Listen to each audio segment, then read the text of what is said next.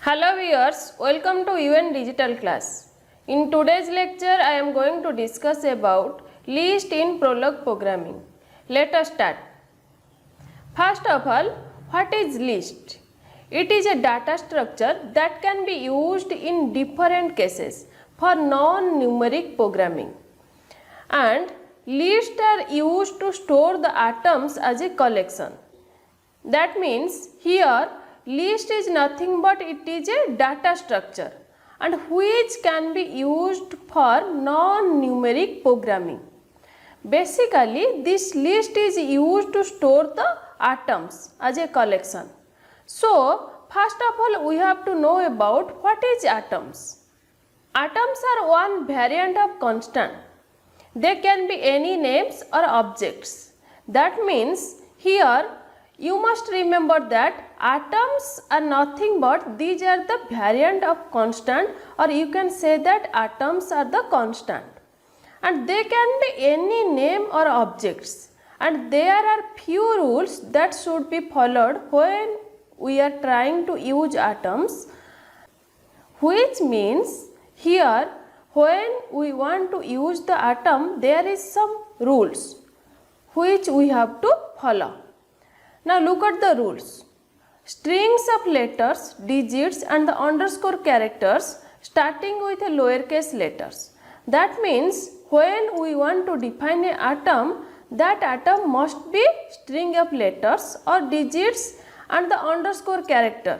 That means it contains the underscore character also, and it starts with a lowercase letter.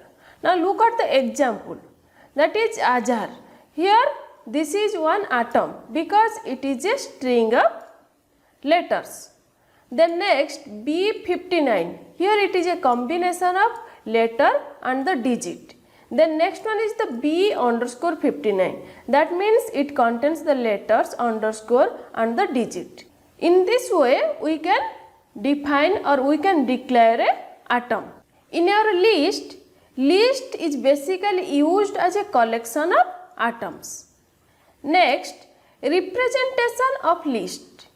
The list is a simple data structure that is widely used in non-numeric programming language. That means the list consists of any number of items, for example red, green, blue, white or dark. Which means here list is nothing but it is a data structure which contains collection of items, and these items maybe we can take the different colors, and when we take the different colors and we want to make it as a list, then it will be represented as square bracket, then red, comma, green, comma, blue, comma, white, comma, dark, then close the square bracket. Which means when we want to represent a list, then we must use the square bracket, and within the square bracket we have to write the list items. Then we can say that this is a complete list. Next, a list can be either empty or non-empty, which means when there is no items within a list or within a square bracket, then that list is an empty list. When there is some items within the square bracket, then we can say that this is a list containing these many items. Next, in the first case the list is empty, which is written as Prolog atom, that is the empty square bracket. In the second case the list consists of two things, which are the first thing is head, that is the first item of our list.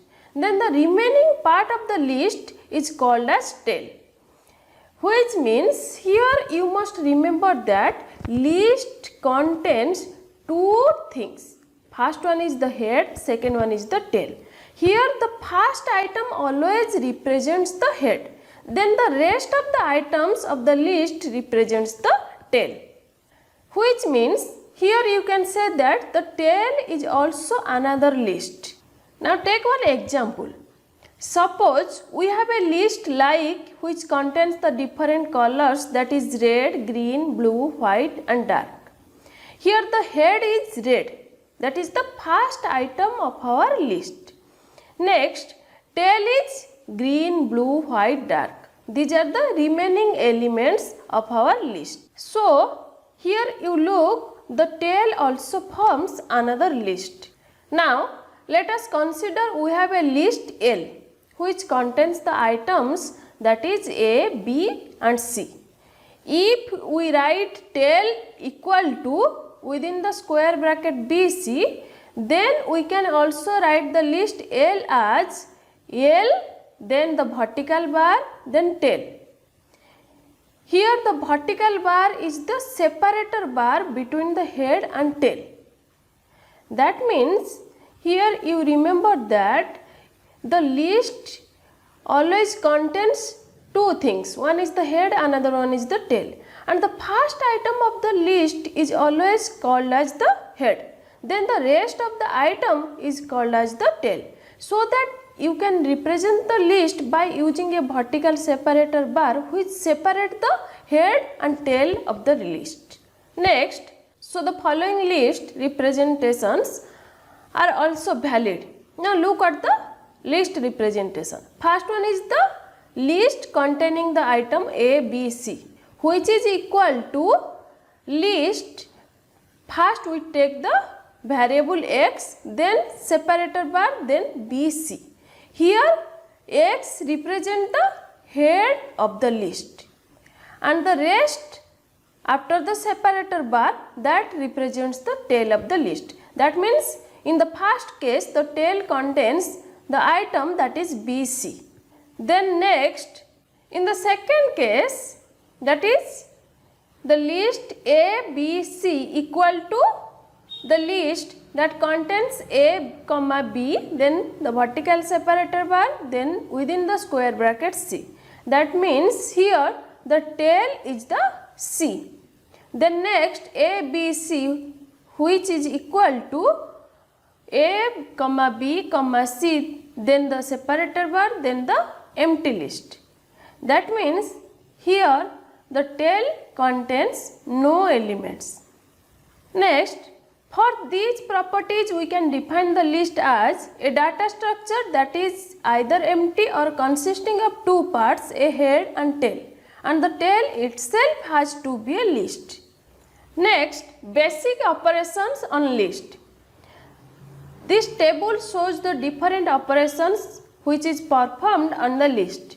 First one is the membership checking. This operation performs checking the element whether this element is present within the list or not. That is called the membership checking. During this operation we can verify whether a given element is a member of specified list or not. The next one is the length calculation. In this operation we calculate the length of our list.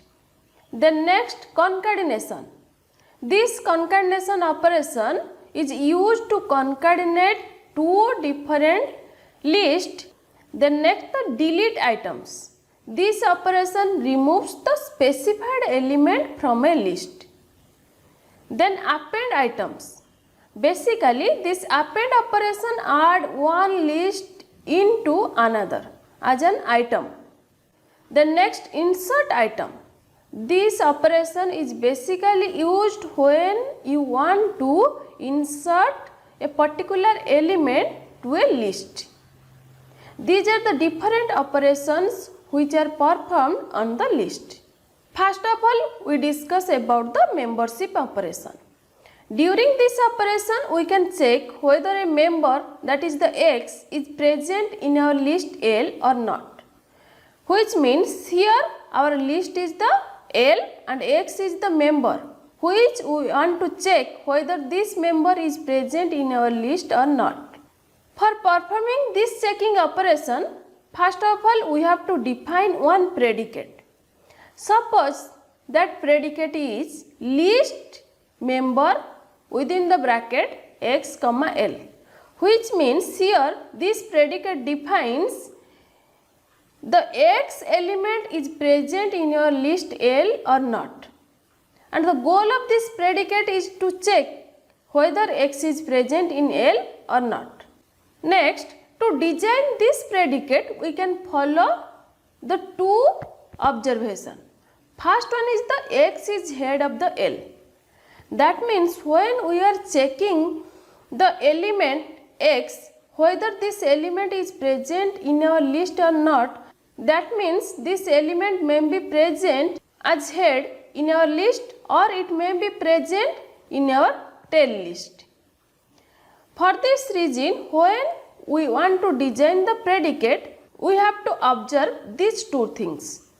That is, X is head of L or X is a member of the tail of L. Now look at the program of membership operation. In this program, the first predicate we check according to our first observation. That is, whether the member is the head of our list or not. For this, the predicate is list member X comma, then next one is the list, which list contains the X as the head, then the rest part is the tail. Then next predicate defines our second observation. That is, it checks whether the member X is present in your tail list or not. For this, the predicate is list member X, then comma our list. In this list, we compare or we check this X element with our tail. For this, we have to write list member X comma tail, which defines here we check the X element is present in our tail or not. These are the two different predicates which we have to check when we perform the membership checking operation. Now look at the output of this program. In this output, when we check the list, that is the list member B comma A B C, that means in this case we check whether the B is present in our list or not. Here our list contains the element A, B, C. That means this B is present in our list. So the answer is S.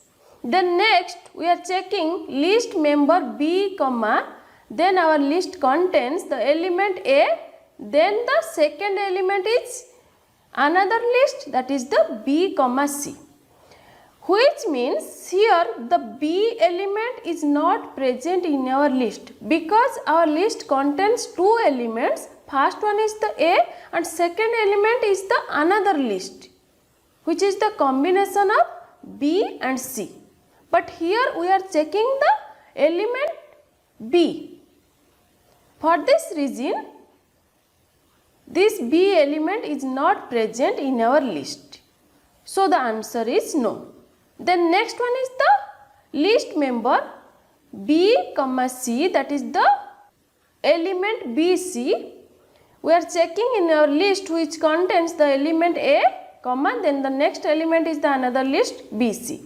In this case the answer is S, because here we are checking the element that is the combination of BC, that is one list. That means here we are checking the list which contains the element BC.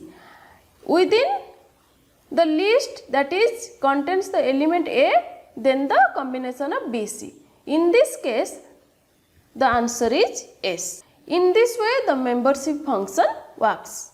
Here in membership operation you must remember that when you are checking some element within the list, that element may be present in the head of our list or it may be present in the tail list. That we have to check. Then next operation is the length calculation. This is used to find the length of the list L. That means this length calculation or length operation always find out the length of our list. And here we will define one predicate to perform this length calculation. Suppose that predicate is list length L comma N. Here this takes the list L and N as input argument, and this will count the element in the list L and it instantiate N to this number. Which means In this predicate, we are taking two inputs. One is the list, another one is the variable which stores the length of the list. Next, as was the case with our previous relation, it involves list. It is useful to consider two cases, which means in length calculation we have to consider these cases. First one is the if list is empty, then the length is 0. Then second one is the if the list is not empty, then the list equal to, we can represent it as head and tail. Then its length is 1 plus length of the tail. That means in this case, if our list is not empty, that means our list contains some elements, then we can represent our list as head and tail, which means the first element is the head of our list and the rest elements are the tail. In this case, we add 1 with the length of our tail list. That is the length of our original list. Now look at the program. In this program, the first predicate is taken as list length. Then we are taking here the list is one empty list, so that the length is 0. That means here the L value is empty and the N value is 0. Then next we are taking another predicate which defines there is some element in our list.